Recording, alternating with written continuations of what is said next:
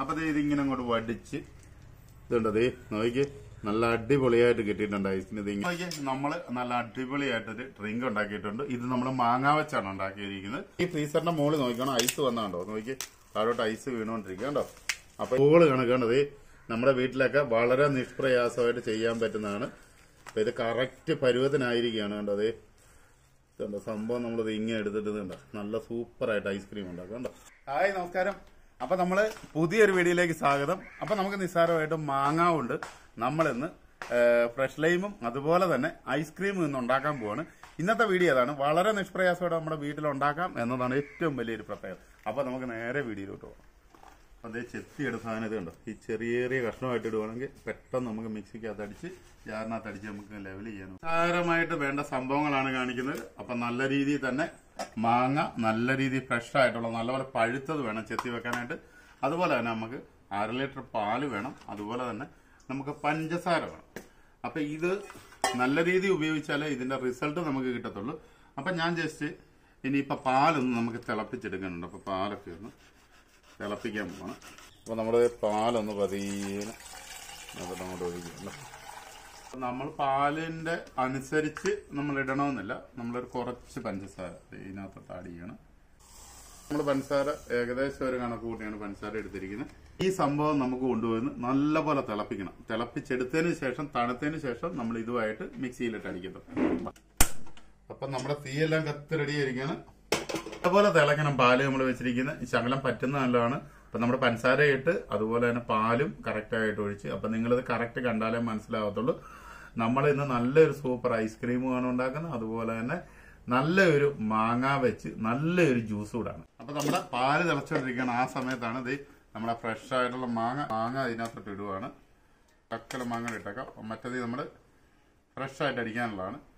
രീതിയിൽ തന്നെ ഇത് കുഴമ്പ് പരുവത്തിലാക്കണം. എന്നാലേ നമുക്ക് അതിനകത്ത് നമുക്ക് വിജയിക്കാനൊക്കത്തുള്ളൂ. ഇതെല്ലാം മൂടി വെച്ച് ഇവരെ അങ്ങോട്ട് നമുക്കിത് ഓഫ് ചെയ്തിട്ടൊന്ന് നോക്കാം അതിന്റെ റിസൾട്ട്. ഇങ്ങനെ കണ്ടോ അതായത് ഈ രീതി കുഴമ്പ് പരുവത്തിൽ വരണം. എന്നാലേ നമുക്ക് അതിനകത്തുള്ള റിസൾട്ട് കിട്ടും. കാരണം അതിനകത്ത് കല്ലോ ഒന്നും വരരുത്. അതായത് ചില പൊടിയാതൊക്കെ കിടക്കും. ഈ രീതി കണ്ടോ, ഈ രീതി വേണം സംഭവം കിട്ടാനായിട്ട് കണ്ടോ. അപ്പൊ നമ്മുടെ പാൽ എന്തുമാത്രം റെഡി ആയിരുന്നു.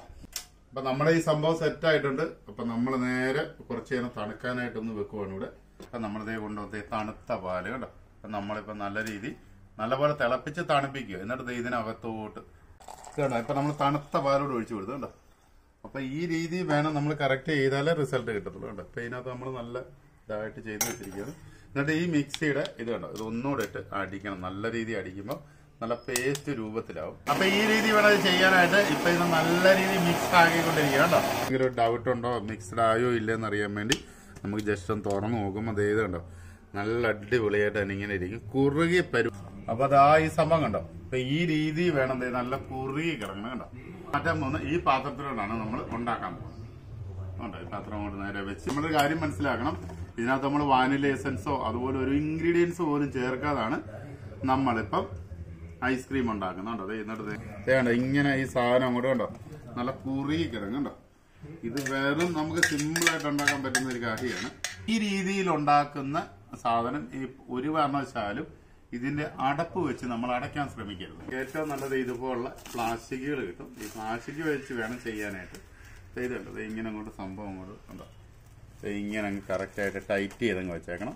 അപ്പൊ അത് അവിടെ ഇരുന്ന് കറക്റ്റ് ഒരു 8 മണിക്കൂർ കറക്റ്റ് ആയാലേ ഇത് കറക്റ്റ് ആയിട്ടുള്ള റിസൾട്ട് കിട്ടത്തുള്ളൂ. കേട്ടോ ഇത് ഇങ്ങനെ അങ്ങോട്ട് വെക്കുക. ഇനി നേരെ കൊണ്ട് ഫ്രിഡ്ജിൽ വെച്ചാൽ മതി. കാരണം ഫ്രിഡ്ജിൽ വെച്ച് 8 മണിക്കൂർ കഴിയുമ്പോൾ നമുക്ക് തീർച്ചയായിട്ടും ഇത് ഉപയോഗിക്കാൻ പറ്റും. അപ്പൊ ഞാനിത് ഇപ്പൊ ഇത് നമ്മളിത് ചെയ്തതാണ്. അത് നമ്മൾ 8 മണിക്കൂർ മുന്നേ ചെയ്ത ഒരു ഇതാണ്.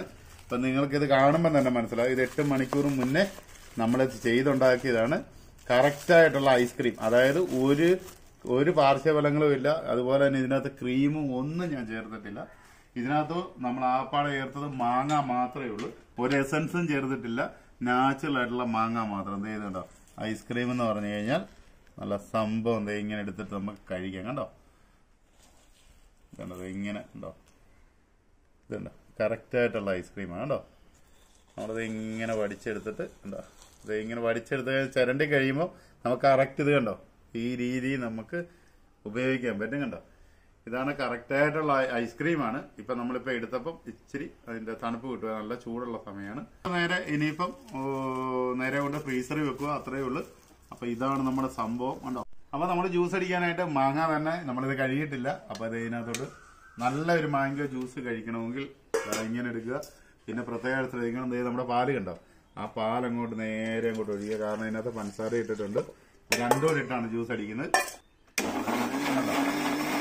നമ്മൾ മധുരം ആഡ് ചെയ്തായിരുന്നു, നമ്മുടെ പാലിനകത്താണ് മധുരം ഇട്ടത്. അതുകൊണ്ട് പ്രത്യേകിച്ച് മാങ്ങായ്ക്കും മധുരം ഉള്ളതുകൊണ്ട് നമുക്ക് ഷുഗറുകാർക്കും എല്ലാം കഴിക്കാവുന്നതാണ്. നല്ല ഫ്രഷ് ആയിട്ടാകുമ്പോൾ നല്ല അടിപൊളി സംഭവമായിട്ട് കിടക്കുന്നുണ്ടോ, നല്ല കുറുകി കിടക്കുന്നുണ്ടോ. നേരെ ആ ജ്യൂസ് അടിച്ചവനെ ഇതിനകത്തോട്ട് പകർത്തു എന്ന് പറഞ്ഞാൽ നല്ല കുറുകിയിരിക്കുന്നു, പക്ഷേ എങ്കിലും നല്ല അടിപൊളി ഒരു ജ്യൂസാണ്. സെൻസറിന് ഉപയോഗിക്കാം. ഉണ്ടോ, ഇത് നമുക്ക് ഒന്നൊന്നര ഫ്രഷ് ജ്യൂസാണ് നമ്മുടെ. ഉണ്ടോ, നമുക്ക് ഒരു ചെറിയ തണുപ്പ് കിട്ടാൻ വേണ്ടി നമ്മളിപ്പം ഫ്രീസറിൽ വെച്ചില്ലെങ്കിൽ ഒരു ചെറിയ തണുപ്പ് നമുക്കിപ്പോൾ ആവശ്യമാണെങ്കിൽ നേരെ എടുക്കുക. ഇതുണ്ട്, ഈ ഐസ് ക്യൂബ് നേരെ എടുക്കുക. ഈ ഐസ് ക്യൂബ് നേരെ ഇതിനകത്തോട്ട് ഇട്ട് കൊടുക്കണ്ട. കണ്ടോ, ഇതിപ്പം നമുക്ക് നിസ്സാര കാര്യമുള്ളൂ. നമ്മുടെ വീട്ടിലൊക്കെ 2 മാങ്ങ കിട്ടിക്കഴിഞ്ഞാൽ നമുക്ക് ഇതുണ്ട്. എന്നിട്ട് ഇവനെ അങ്ങോട്ട് ഇളക്കിയിട്ട് കണ്ടോ, നമ്മള് സിമ്പിള് കാര്യമുള്ളൂ. കണ്ടോ, എന്നിട്ട് നമുക്ക് നല്ല ഒരു ഫ്രഷ് ജ്യൂസ്, സൂപ്പർ സാധനം. ഉണ്ടോ, അപ്പൊ നമുക്ക് ഒരു സൈഡ് എഫക്റ്റ് പോലും ഇല്ലാതെ മാങ്ങ, നമുക്ക് നല്ല പഴുത്ത മാങ്ങയുണ്ട് തീർച്ചയായിട്ടും, കുറച്ച് പാലും ഒക്കെ ഉണ്ടെങ്കിൽ തീർച്ചയായിട്ടും നമുക്ക് ഒരു നല്ല മാംഗോ ജ്യൂസ് ഉണ്ടാക്കാം. അതുപോലെ തന്നെ നമുക്ക് വളരെ നിസ്സാരമായിട്ട് തന്നെ നമുക്കിത് ഉണ്ട്, ഐസ്ക്രീം നമ്മുടെ വീട്ടിൽ തന്നെ ഒരു സൈഡ് എഫക്റ്റും ഇല്ല. കാരണം ഇതിനകത്ത് പ്രത്യേക കളറുകളോ ഒന്നും ഞാൻ ആഡ് ചെയ്തിട്ടില്ല. അതേ നമ്മുടെ രണ്ടാമത്തെ ഇവനെ ഞാനിപ്പോൾ 2 പേര് നേരെ കൊണ്ട് ഫ്രീസറിൽ കയറ്റുവാണ്. അപ്പം നല്ല അടിപൊളിയായിട്ട് തന്നെ നമ്മുടെ വീട്ടിലൊക്കെ ഉപയോഗിക്കാൻ പറ്റും. അപ്പോൾ തീർച്ചയായിട്ടും നിങ്ങൾക്ക് ഈ രീതി വീട്ടിൽ ചെയ്തു നോക്കാവുന്നതാണ്. അപ്പോൾ തീർച്ചയായിട്ടും മറ്റൊരു വീഡിയോ ആയിട്ട് കാണുന്നവരൊക്കെ ബൈ ബൈ.